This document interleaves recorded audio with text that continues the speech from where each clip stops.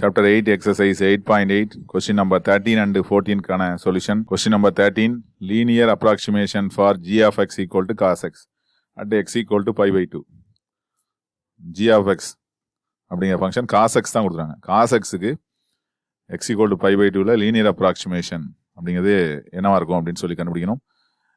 சார்பு cos xக்கு நேரியல் தோராய மதிப்பு x equal to pi by 2 90 டிகிரியில் அதோட நேரிய தோராய மதிப்பு என்னன்னு சொல்லி கண்டுபிடிக்கணும். g of x கொடுத்துருக்காங்க. L of xக்கு என்ன ஃபார்முலா? L of xக்கு அதாவது நேரியல் தோராய மதிப்புக்கான formula g of x naught plus g dash of x naught into x minus x naught. இதுதான் ஃபார்முலா. இதில் x நாட்ங்கிறது என்னன்னா pi by 2.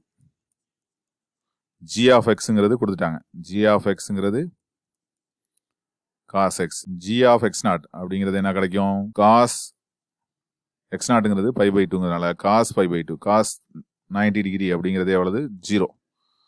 ஓகே, அடுத்தது g dash of x என்ன? g டிஃபரன்ஷியேட் பண்ணா cos x பண்ணா minus sin x. g dash of x naught அப்படிங்கிறது x நாட்ங்கிறது pi by 2, அப்போ minus sin pi by 2. sin pi by 2ங்கிறது என்ன? sin 90ங்கிறது 1, அப்போ மைனஸ் 1 கிடைக்குது. இப்போ இதை எடுத்து அதில் சப்ஸ்டிட் பண்ண வேண்டியதான்.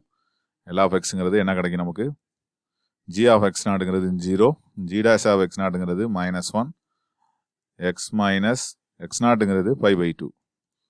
வேல்யூ எல்லாத்தையும் சப்ஸ்டிட் பண்ணியாச்சு. 0 ஒன்றும் கிடைக்காது. மைனஸால் இதை உள்ள மட்டும் போனால் minus x plus pi by 2 அப்படின்னு கிடைக்கும். இதுதான் L of xோட வேல்யூ. இதுதான் நமக்கு ஆன்சரில் கொடுக்குறாங்க. Minus x plus pi by 2 எங்கே இருக்குது? ஆன்சரில் ஆப்ஷன் நம்பர் 2ல் இருக்குது. அப்போ கொஸ்டின் நம்பர் 13க்கான ஆன்சர் செகண்டாக உள்ள இந்த minus x plus pi by 2 தான் அப்படிங்கிறத ஈஸியாக கண்டுபிடிச்சிடறோம். இது கொஸ்டின் நம்பர் 13. அடுத்து question number 14, w of x, y, z கொடுத்துருக்காங்க. இதுலேருந்து w by x plus w by y ப்ளஸ் w by zோட மதிப்பு கண்டுபிடிக்கணும். என்ன மதிப்பு அப்படின்னு சொல்லி கண்டுபிடிப்போம். ஃபர்ஸ்ட் எக்ஸை பொறுத்து டிஃபரன்ஷியேட் பண்ணுவோம். w கொடுத்துருக்காங்க. எக்ஸை பொறுத்து partial differentiation w by x அப்படிங்கிறது கண்டுபிடிப்போம். எக்ஸை பொறுத்து பண்ணால் எக்ஸ் ஏதாவது ஒரு இடத்துல தான் இருக்குது, அதனால் ஒன்றும் பிரச்சனை இல்லை. எக்ஸ் ஸ்கொயர்டை பண்ணால் 2x, ஆனால் பக்கத்தில் என்ன இருக்குது? y மைனஸ் z இருக்குது. பக்கத்தில் மல்டிப்ளை இருக்கிறதுனால இருக்கட்டும். அடுத்தது y ஸ்கொயர்டு கான்ஸ்டன்ட்டு மல்டிப்ளைல தான் இருக்குது, அது இருக்கலாம். z பண்ணால் 0 ரெஸ்பெக்ட் எக்ஸ் பண்ணிகிட்டு இருக்கோம். அப்போ எக்ஸை பண்ணால் 1.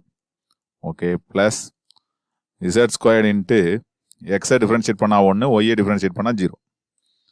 இது மாதிரி கிடைக்குது. அப்போ w by xங்கிறது 2x into y minus z.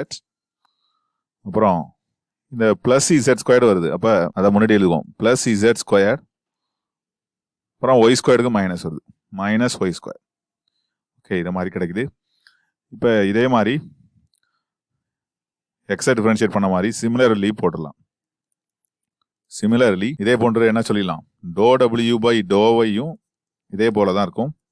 அதே எப்படி இருக்கும்? 2x இருக்க மாதிரி 2y, y மைனஸ் z இருக்க மாதிரி என்ன இருக்கும்?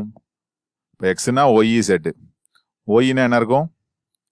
z x இருக்கும். அப்போ 2y into z minus x plus, இப்போ ஒய் மைனஸ் z இருந்தால் z square minus y square. ரெண்டாவது உள்ளது ஃபர்ஸ்ட்டில் ஸ்கொயரில், ஃபர்ஸ்ட்டில் உள்ளது ரெண்டாவது ஸ்கொயரில் இருக்குது.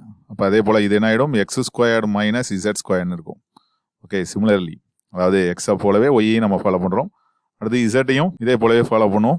w by z equal to 2x 2y வந்த மாதிரி இதில் 2z y minus z minus x மாதிரி x minus y plus y square minus x square.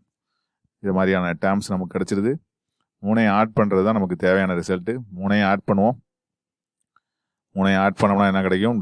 w by x w by y ப்ளஸ் w by z equal to மூணையும் add பண்ணுறோம். Add பண்ணும்போது என்ன கிடைக்கும்? First 2x into y minus z plus 2y into z minus x plus 2z into x minus y plus z square minus y square plus x square minus z square plus y square minus x square எல்லாமே கிடச்சிருது. இதில் z ஸ்கொயருக்கு minus z square, y ஸ்கொயருக்கு plus y squared x ஸ்கொயருக்கு minus எல்லாம் cancel ஆகிடுது. எல்லாத்துலேயுமே 2 இருக்குது, காமனாக எடுத்துகிட்டு கூட இதை நம்ம மல்டிப்ளை பண்ணலாம். எக்ஸை உள்ளார மல்டிப்ளை பண்ணால் XY மைனஸ் XZ, ஒய்யை உள்ளார மல்டிப்ளை பண்ணால் ப்ளஸ் OZ மைனஸ் XY, இசட்டை உள்ளார மல்டிப்ளை பண்ணால் XZ மைனஸ் YZ, இது மாதிரி கிடச்சிருது. மைனஸ் OZக்கு ப்ளஸ் OZ, மைனஸ் XYக்கு ப்ளஸ் XY, மைனஸ் XZக்கு ப்ளஸ் XZ, எல்லாமே கேன்சல் ஆகிடுது. அப்போ மொத்தத்தில் 0 தான் கிடைக்கும் அப்படிங்கிறது தெரியுது. இப்போ இது 14th கொஸ்டினுக்கான ஆன்சர். இதற்கு விடை வந்து என்ன கிடச்சிருது? 0. 4th ஆப்ஷனில் இருக்கக்கூடியது 0ங்கிறது கிடச்சிருது. நம்ம சிமிலர்லி போட்டு கண்டுபிடிச்சிருக்கோம். எல்லாத்தையும் நம்ம differentiate partially with respect to ஒய்யும் பார்ஷியலி வித் ரெஸ்பெக்ட் டு ஒய்யும் செட் பண்ணால் கூட நல்லாயிருக்கும். இது கொஸ்டின் நம்பர் 14. இப்போ கொஸ்டின் நம்பர் 13 பார்த்தோம். Linear approximation of cos x பார்த்தோம். நேரியல் தோராய மதிப்பு காஸ் எக்ஸுக்கு எக்ஸ் ஈக்குவல் டு π/2ல ஒரு மதிப்பு -x + π/2ன்னு ஆன்சர் கண்டுபிடிச்சோம். ரெண்டுமே உங்களுக்கு புரியும் நினைக்கிறேன். தேங்க்ஸ் ஃபார் வாட்சிங்.